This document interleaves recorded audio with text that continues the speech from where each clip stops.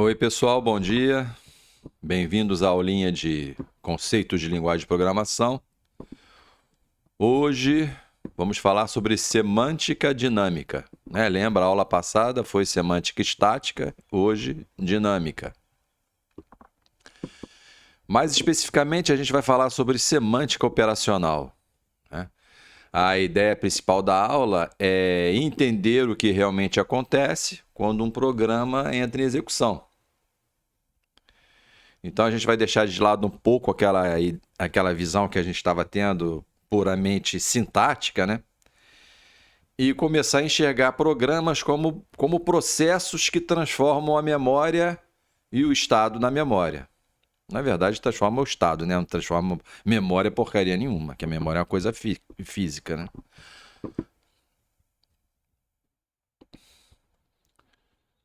Então, quando a gente fala em semântica, estamos falando sobre significado. Desculpa. A sintaxe diz para a gente se um programa está corretamente escrito.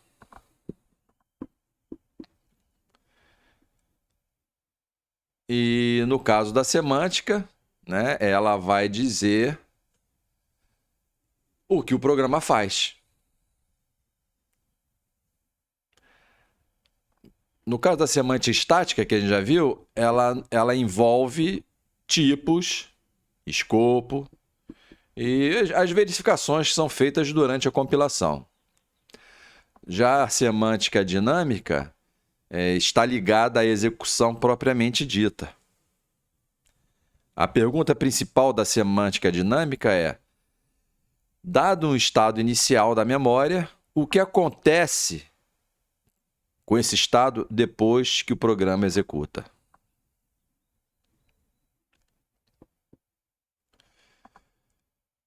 Então, nessa área aí de semântica dinâmica, né, a gente tem três grandes formas clássicas de descrever a semântica. A operacional, que é a mais intuitiva. É mais intuitiva porque descreve para a gente a execução. E como a gente já está acostumado com algoritmos, né, execução no papel, então é mais ou menos parecido com isso, né? Aí tem também a semântica denotacional, que ela envolve a representação do programa na forma matemática, e a semântica axiomática, que o foco dela é verificar se os programas estão certos ou não. Tá? Aqui a gente vai focar totalmente na operacional.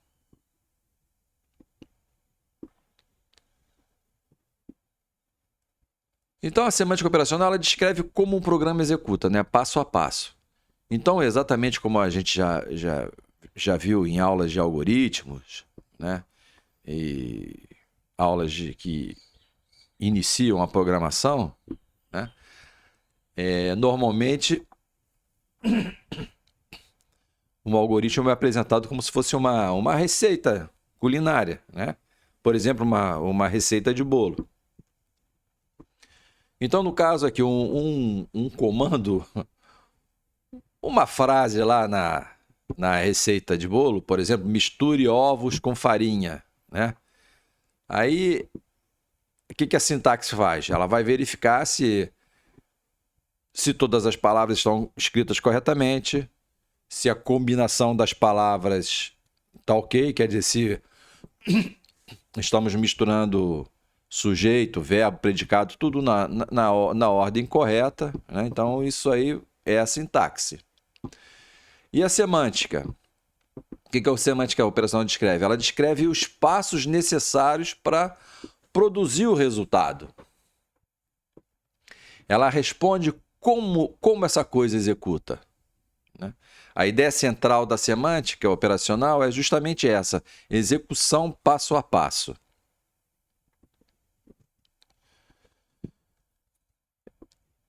Então aqui já começa com cuidado, né? Semântica operacional.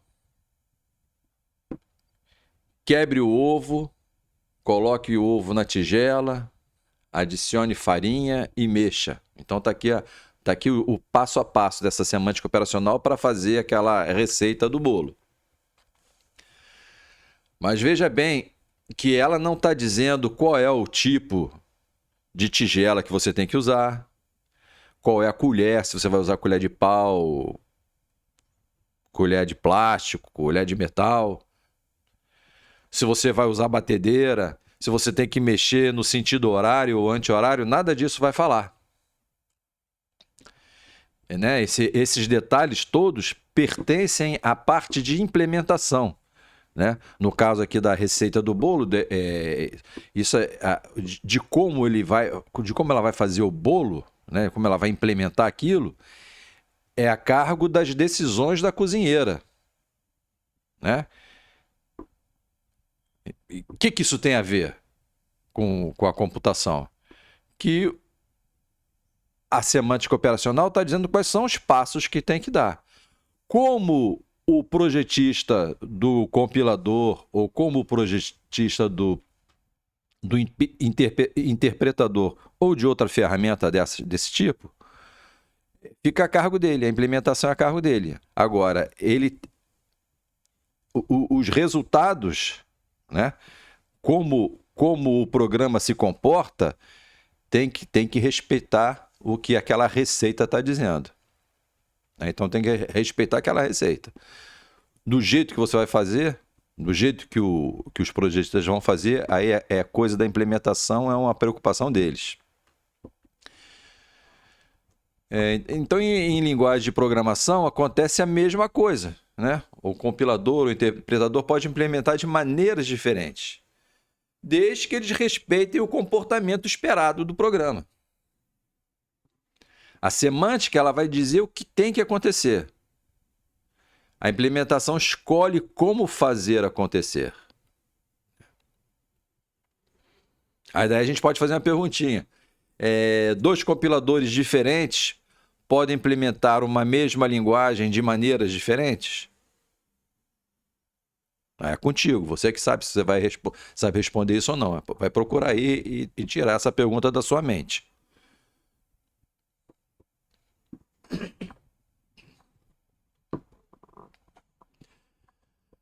Aí tem uma coisa lá na nossa cabeça que está sempre perguntando assim, onde que essa semântica se esconde? Ela está dentro do compilador? Ela está dentro do interpretador? Ela está onde? Que módulo? Existe algum módulo dentro do compilador que aquele módulo se chama semântica? Né? Aí não existe isso. Tá? A semântica ela existe só como uma especificação, uma maneira formal, uma descrição formal do comportamento esperado que os comandos do programa têm que ter. Tem que apresentar. Ela funciona como se fosse um contrato da linguagem e compiladores e interpretadores precisam obedecer esse contrato. A semântica operacional costuma ser a mais intuitiva porque é o passo a passo que a gente já está acostumado na construção dos algoritmos, né? Então a gente consegue acompanhar passo a passo a execução. Então, acho que eu enrolei um pouco a cabeça de vocês aí, né? Então é isso aí, tá? Não existe um módulo com a semântica dentro do compilador ou do interpretador. Não existe essa parte. O compilador e o interpretador foram construídos se baseando na descrição que o projetista da linguagem fez. Então ele tem que obedecer. Esse comando while tem que ser feito assim, e se usar no programa, os resultados têm que ser desse tipo. Aí, baseado em descrições assim, eles vão construindo as suas ferramentas.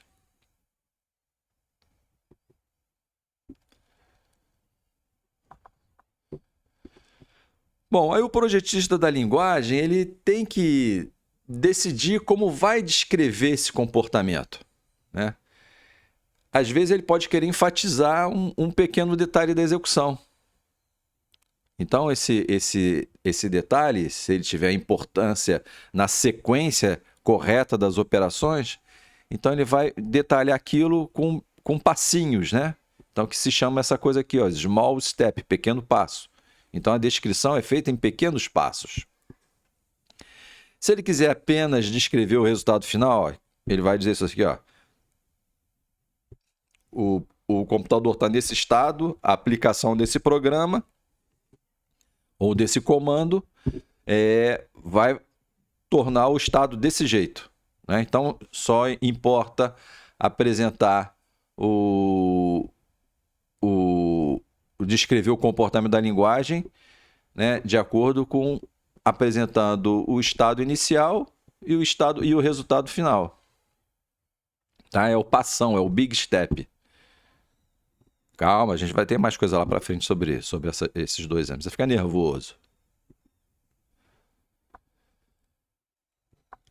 Aí o projetista ele tem que garantir que essa linguagem seja bem definida, que ela não tenha ambiguidades, né? Que ela permita que se raciocine sobre ela. Então, lá para nesse raciocínio, a gente tem como é que você permite você raciocinar como vai ser a implementação, se pode, aquilo tem como ser comprovado, né? E qual a modalidade que o projetista vai escolher? Se vai ser em pequenos passos ou se vai ser em big step, né? Então, na verdade, ele acaba fazendo as duas descrições, porque na realidade uma linguagem ela não vai seguir só um formato. Às vezes o cara desculpa, a linguagem não. O compilador, por exemplo, na hora que o cara vai implementar um compilador, ele não vai se basear só num tipo de descrição, né? Às vezes, para ele é mais confortável se basear no big step. Eu só preciso saber, o estado inicial é esse e o resultado tem que ser esse. Esse miolo aí entre o estado inicial e o estado final, ou estado obtido, né?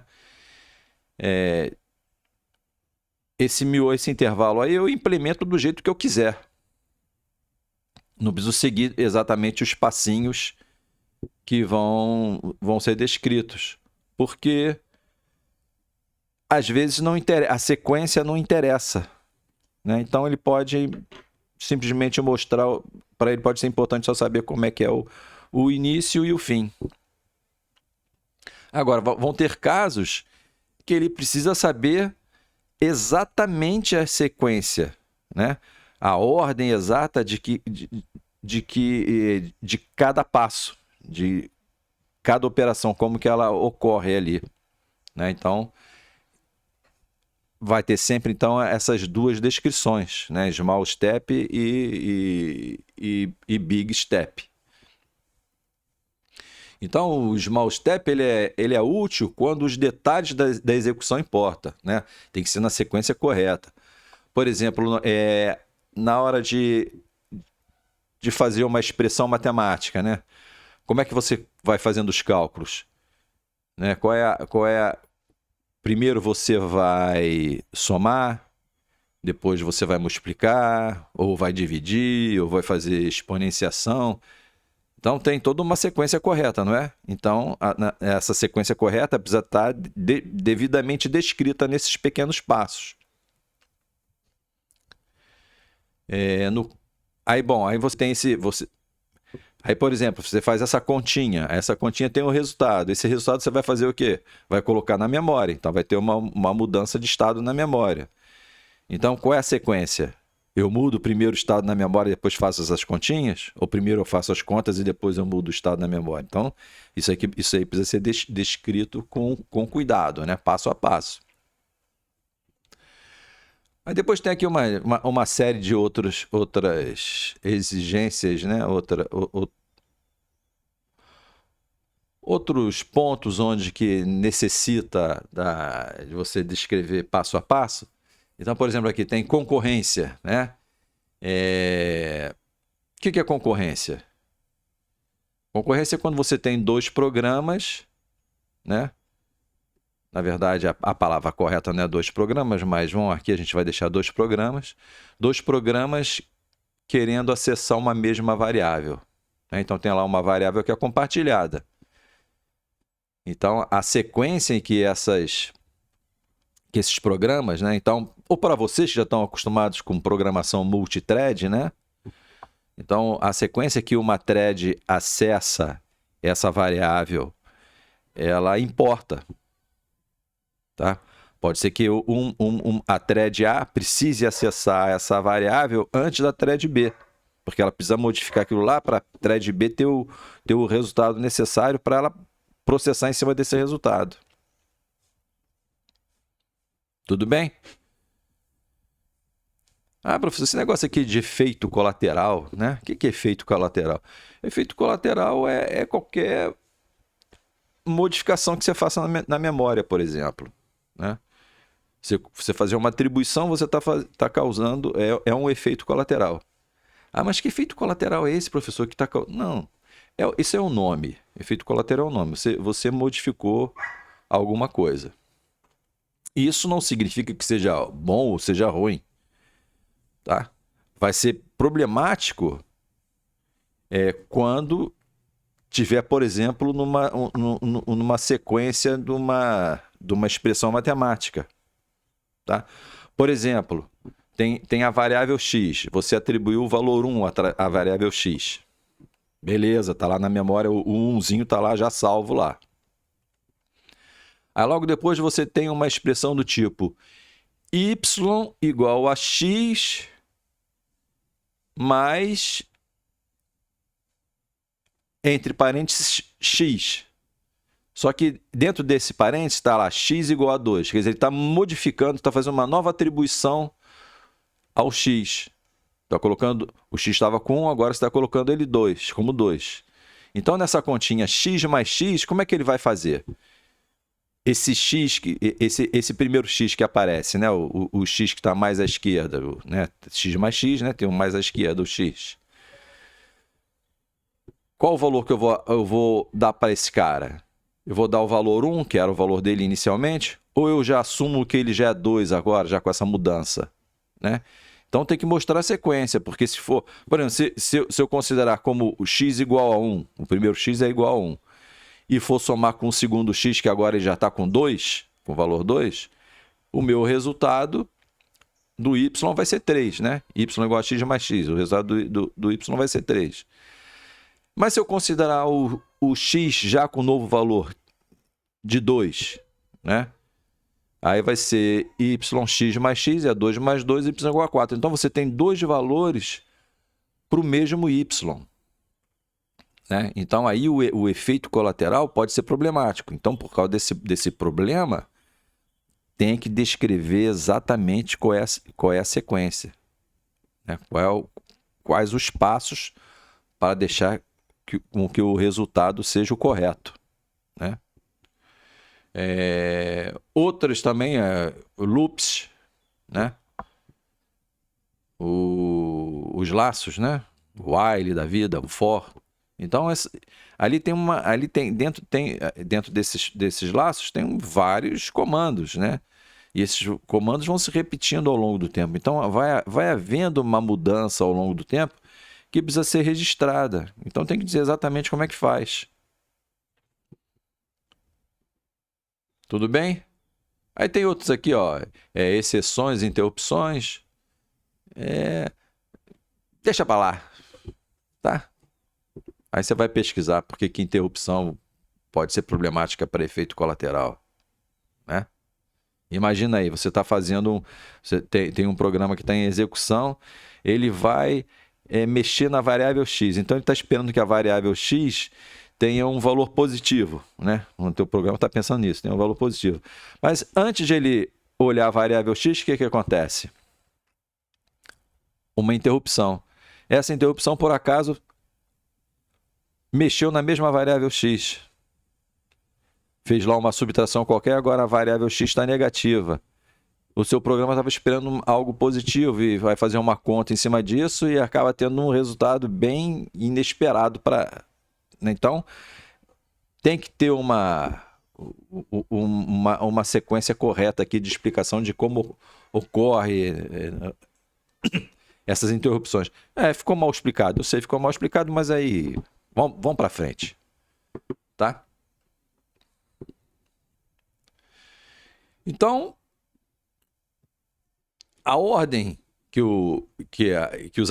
a ordem dos acontecimentos, a ordem exata dos acontecimentos, pode mudar completamente o resultado. Então, isso tem que ser bem explicadinho. Então, o small step é obrigatório nessa parte, tá? Então, lá para o desenvolvedor de compiladores, ele vai ter que considerar essa descrição da linguagem, né?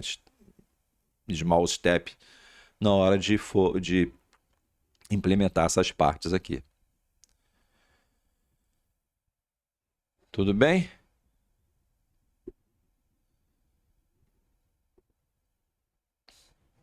E no Big Step? Né? O Big Step ele é mais direto. Em vez de mostrar cada pequeno passo, né, ele vai descrevendo apenas o estado inicial e o resultado final. Isso faz que a descrição fique mais limpinha, né? Fique mais fácil de ler.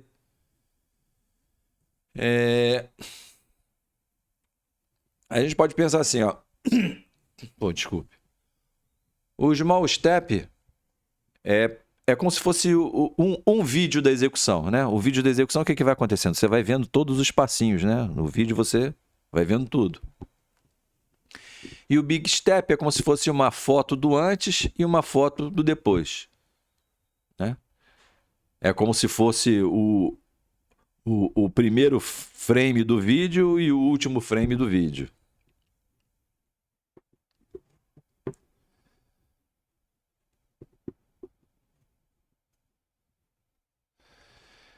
Então aqui eu coloquei como muito importante, né?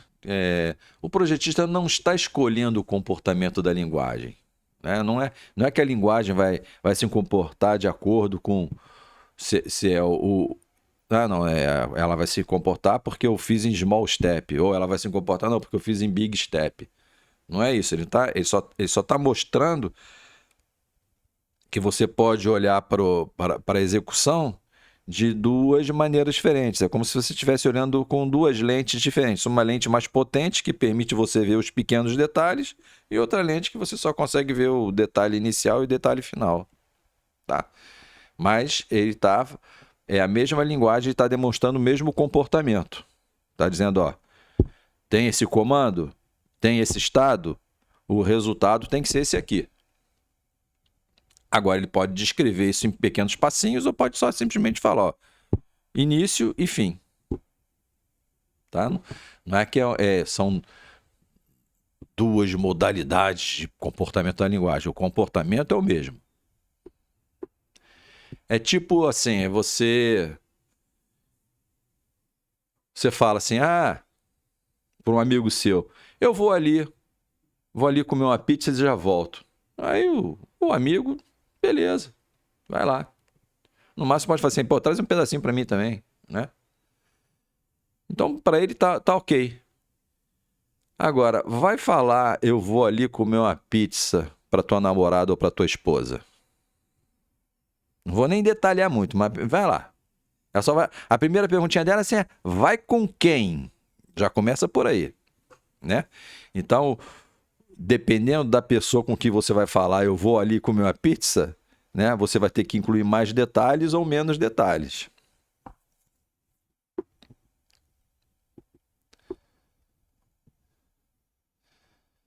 E aqui está dizendo que na prática, né, muitas linguagens usam a mistura dos dois modelos, né?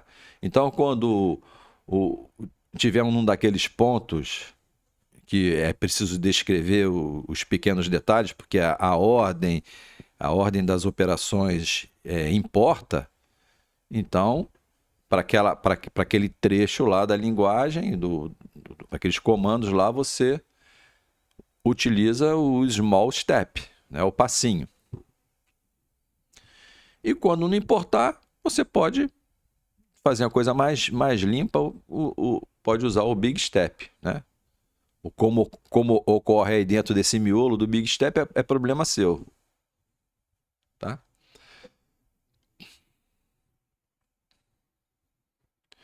Então, lá no caso do exemplo do bolo, né? Se fosse small step, estivesse usando o modelo small step, você vai detalhar exatamente o que tem que ser feito, passo a passo, né? Agora, se a cozinheira já é experiente, você só fala assim, quero um bolo tamanho tal de chocolate. Aí a cozinheira já sabe tudo o que tem que fazer.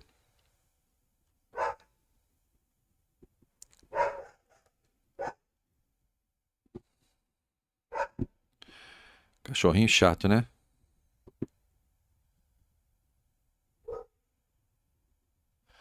Bom, então aqui temos um resuminho da ideia, né? Small Step é usado quando precisamos enxergar a execução com precisão e Big Step é usado quando queremos focar no resultado final. Os dois descrevem o mesmo comportamento, tá?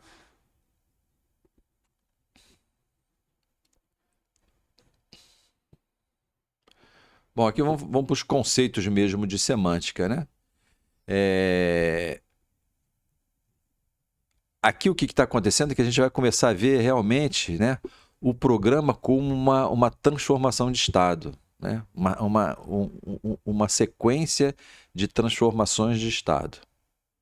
Então, o teu programa, quando é executado, ele vai mudando as variáveis, né? Vai mudando os valores que estão armazenados na memória. Então, ele vai mudando o estado da memória. Então, a memória importa, a ordem que essas mudanças são feitas importa. Então, por exemplo, expressões matemáticas, primeiro você faz a continha, obtém o resultado e só depois você faz a atribuição, né? Então, aqui uma frase boa para essa ideia aqui é: executar um programa é transformar estados sucessivamente.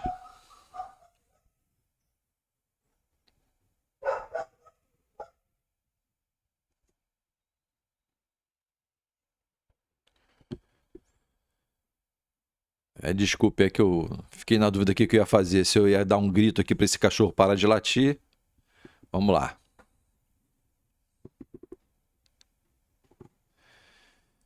Então vamos aqui para um exemplinho, né? Então primeiro aqui, ó. Então você tem esse comando inteiro, né? É um comando de atribuição, mas que também tem uma expressão aqui para ser calculada, né? Eu coloquei aqui em C porque para você não pensar que isso é só uma equação matemática, né? Tá numa linguagem. Então aqui vai ter esse comando. E aqui a gente vem para como que seria a semântica operacional. Primeira coisa que vai acontecer, vai avaliar esse 2 mais 3, né? Esse 2 mais 3 vai ter o resultado 5. Então aqui ele fez a parte de cálculo. Então esse aqui é o primeiro passo aqui nesse comando, né? Primeira coisa que acontece. Primeiro faz a continha e depois que a continha está feita, vai armazenar o resultado em X. Então, aqui a ideia de ordem. Primeiro é feito o cálculo, depois a atribuição. Beleza? Aí pode fazer uma perguntinha aqui, ó. O que aconteceria se a gente fizesse a atribuição antes do cálculo? Antes de ter o valor para ser atribuído? Supondo que a linguagem permita esse tipo de coisa, né? Então, o que pode acontecer aqui é, se você vai atribuir X, vai atribuir o que a X? A única coisa que você tem para atribuir X é que é lixo disponível na memória. Então, X vai ter um lixo na memória. E depois o 2 mais 3 vai ser calculado e você vai ter o valor 5 lá flutuando no programa e vai acabar sendo desprezado. Mais ou menos por aí.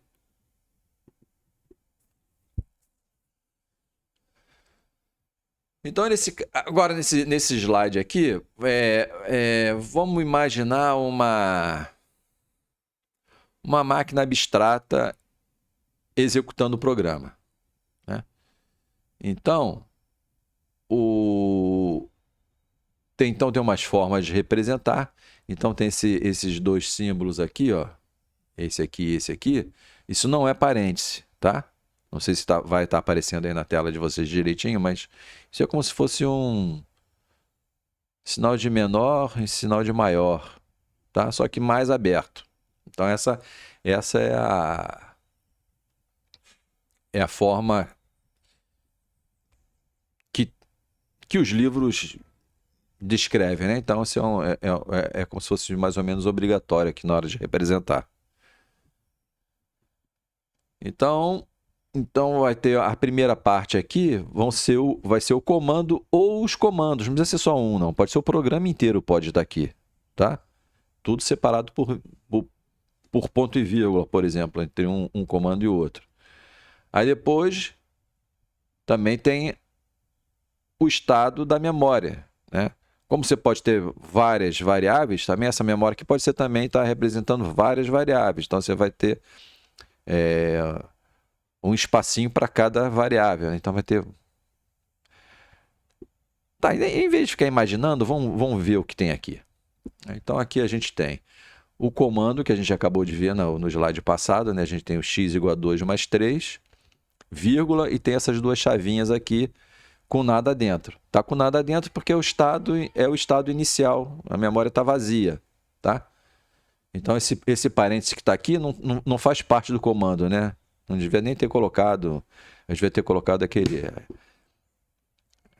aquela forma de comentário lá do C para não ficar parecendo que faz parte do comando. Isso aqui não tem nada a ver, tá? Só que eu estou dizendo que até botei da mesma cor para dizer que essa memória aqui significa que ela está vazia. Beleza? Bom, depois que todo esse comando aqui for realizado, quer dizer, depois que o cálculo for feito e a atribuição for feita, você vê que são dois passos diferentes, né? Primeiro faz o cálculo, depois a atribuição. Quando tudo tiver sido feito, esse comandinho aqui, ele desaparece. Você não precisa mais dele, tá? Então, uma forma para dizer que ele desaparece, que você não precisa mais dele, é essa palavra aqui, ó, skip, né? Skip em inglês acho que é saltar, pular, né? Aqui no caso significa para a gente vai desprezar, tá? Despreza, já foi, já passou. E essa aqui é a forma de representar aqui a memória, né? No caso aqui você representa a variável e essa variável foi para 5, que foi o cálculo aqui, né? Então, aqui é o estado final já. Beleza? Tá. Então aqui tem a explicação, a intuição disso aqui. O comando, né? Então esse comando é o que falta para ser executado, né? Então ele está ali porque ele ainda não foi executado, então ele falta ser executado. E a memória vai conter o valor da variável ou das variáveis. Acho que é isso. Agora você só não pode pensar que isso aqui é realmente algo que está acontecendo em hardware, tá? Isso é em hardware. Isso aqui que a gente está vendo é a descrição, né? Comportamento.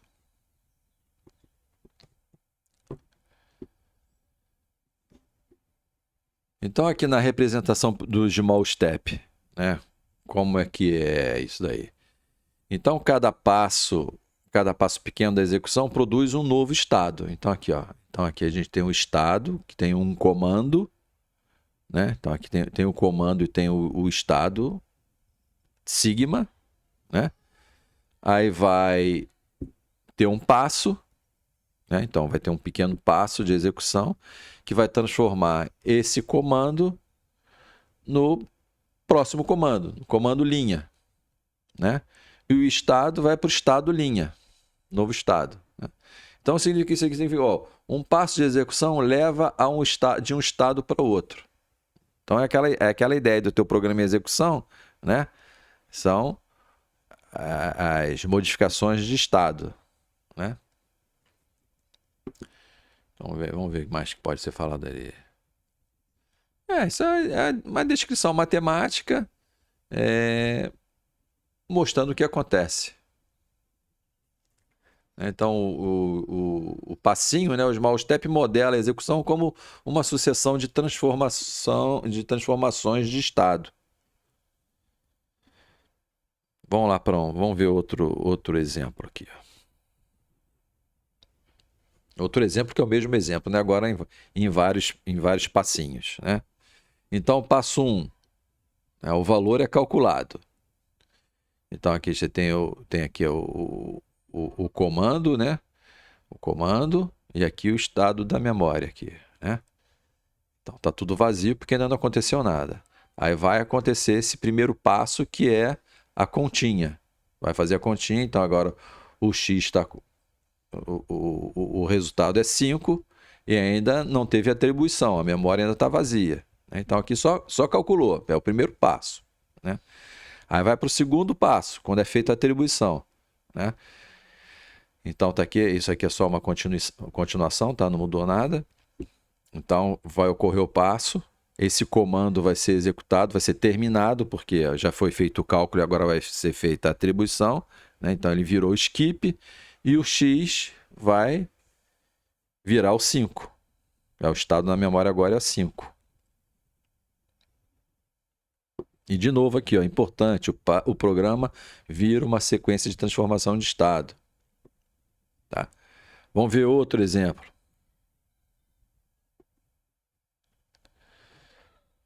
Agora a gente tem dois comandos em sequência. A gente tem aqui, ó, uma atribuição e uma atribuição com uma continha, né?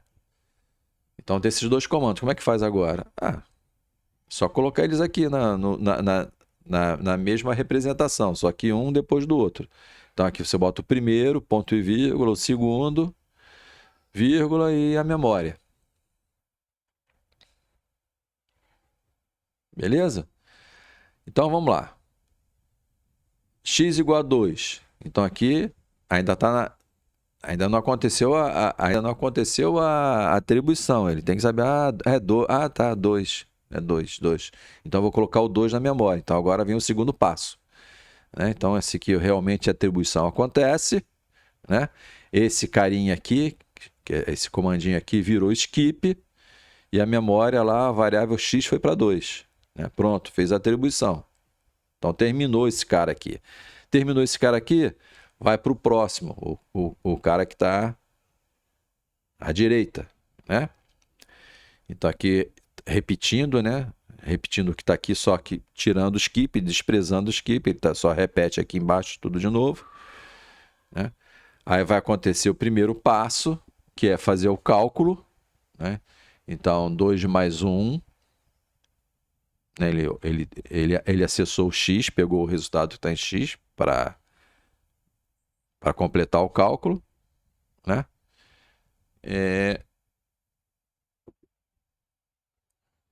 E aqui ele obtém o cálculo,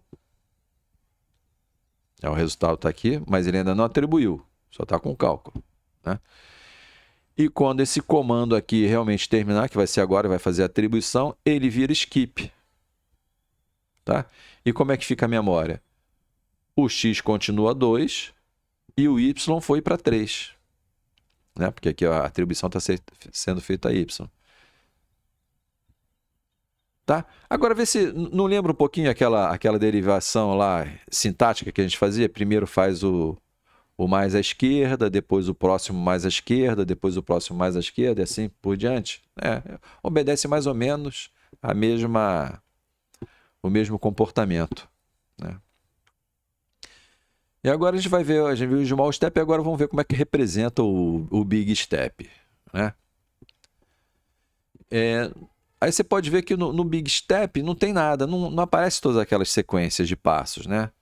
Nós só olhamos para o estado inicial e o estado final. Então, olha aqui, esse aqui é o estado inicial, você tem o comando com o estado inicial da memória, né, que é o sigma. Aí vai ter essa setinha para baixo, né? Isso aqui então isso aqui é o que representa o big step, né? E vai direto para o fim. E o que importa é o resultado final, tá lá, ó. É o valor que está na memória no final, é o estado final. Então significa que você vai executar o comando C, né? vai executar o comando C que está nesse estado e vai resultar no estado final. Agora, esse miolo aqui, ó, não é importante descrever.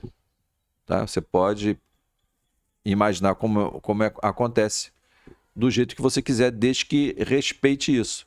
Desde que tenha, a partir desse comando, com esse estado, você obtém esse estado aqui, o estado final. Então você pode representar isso aqui da maneira que você quiser. Né? O projetista lá do compilador vai fazer do jeito que ele imaginar. Só que ele tem que obedecer isso. Existe o comando e o estado inicial, né? O resultado final tem que ser o mesmo. Tá? Então tá aqui, ó. Eu tenho x igual a 2 mais 3 e a memória é vazia. O resultado final vai ter que ser que a memória tem que estar com 5. Aí o cara que faz do compilador sabe, vou perder meu tempo, eu sei como é que faz a conta, eu já coloco direto 5 na memória e pronto. Cada um faz de um jeito. Aí vai ter outro cara que não, quer fazer passinho por passinho. Né? Enrolou? Acho que não, né? Cansei bastante em cima de small step e big step. Então o big step, o que ele quer fazer? Ele não quer mostrar os detalhes. Né? Ele quer simplificar, ele quer simplicidade aqui na hora de demonstrar o que acontece. É claro, se isso aqui estivesse, se o comando estivesse envolvendo alguma coisa importante, que a ordem, que a sequência fosse importante, que no caso aqui tem uma sequência importante, que primeiro tem que ser o cálculo e depois a atribuição, né? Mas aí o cara que faz o compilador, ele pode, como não é uma coisa complexa, ele pode fazer diretamente.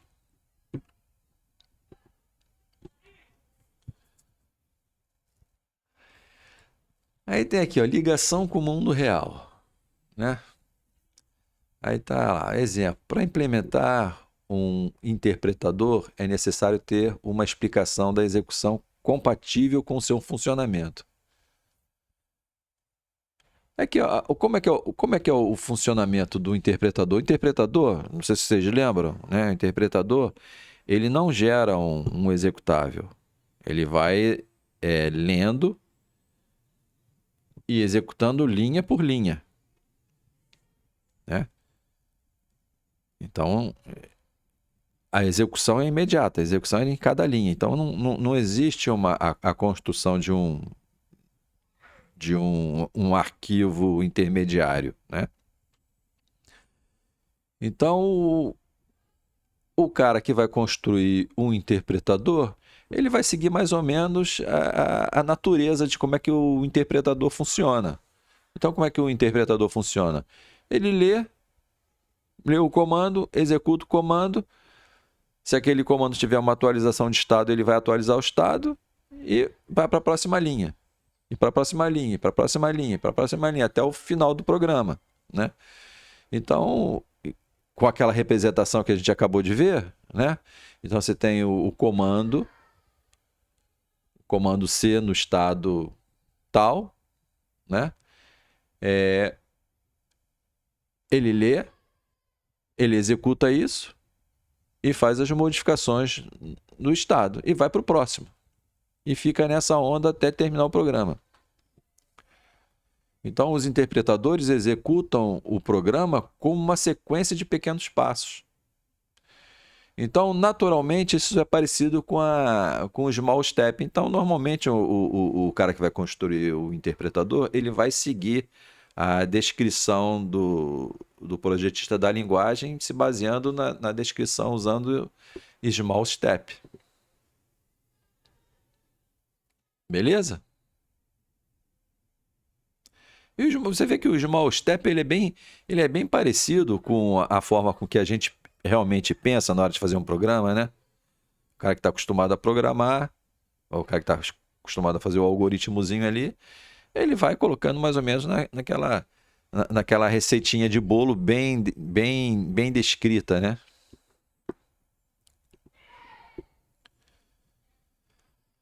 Agora, no caso de compiladores, né, tem maior liberdade.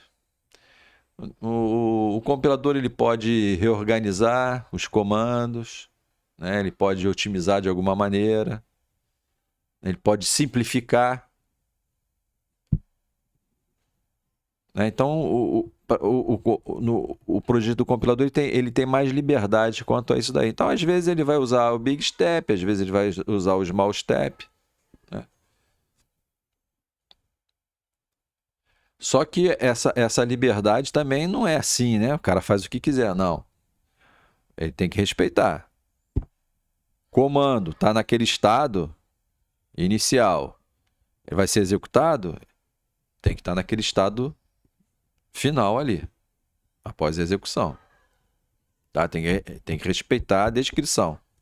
Não pode fazer de qualquer maneira. Ele pode implementar do jeito que ele achar melhor, fazendo todas essas jogadas aqui de otimização. Mas o resultado, né, o comportamento tem que respeitar o que o projetista da linguagem diz. Então aqui, ó, uma ideia-chave, a ideia principal aqui é a implementação pode mudar. O cara pode fazer isso de qualquer jeito, né? Mas o significado do programa tem que ser o mesmo que a descrição está dizendo.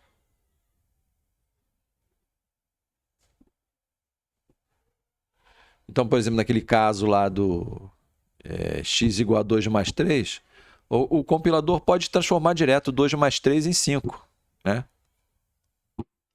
Bom, vamos lá.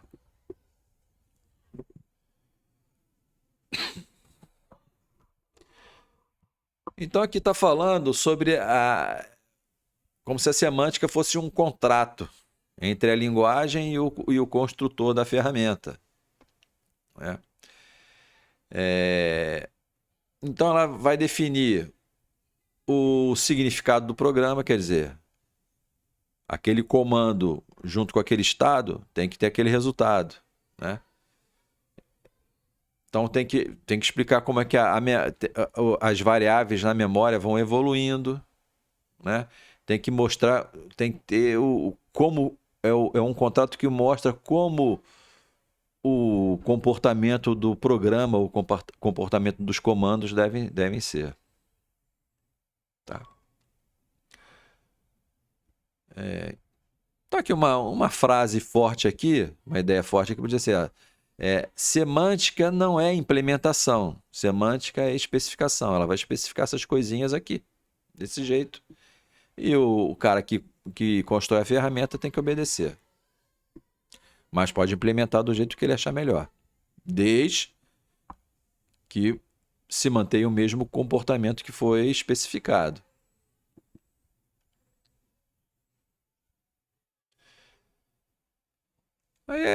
Agora, a implementação, né, fica à vontade. O que o construtor da ferramenta tem que garantir é que o comportamento do programa se mantenha, de acordo com as especificações, né? Agora, como é que ele vai implementar? Aí depende da criatividade dele, ou das técnicas disponíveis, né?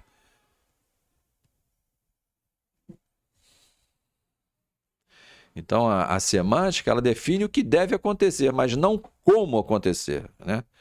O como acontecer, que é a implementação. A implementação escolhe como fazer acontecer. Então, já respondendo aquela perguntinha lá que foi feita no início, né? Se dois compiladores diferentes poderiam traduzir a mesma linguagem, né? E as duas traduções estarem corretas, né? É possível. Você pode ter dois compiladores diferentes e ter a mesma execução. Né? Por quê? Porque ambos os implementadores de cada um dos compiladores estão obedecendo o que a semântica descreveu.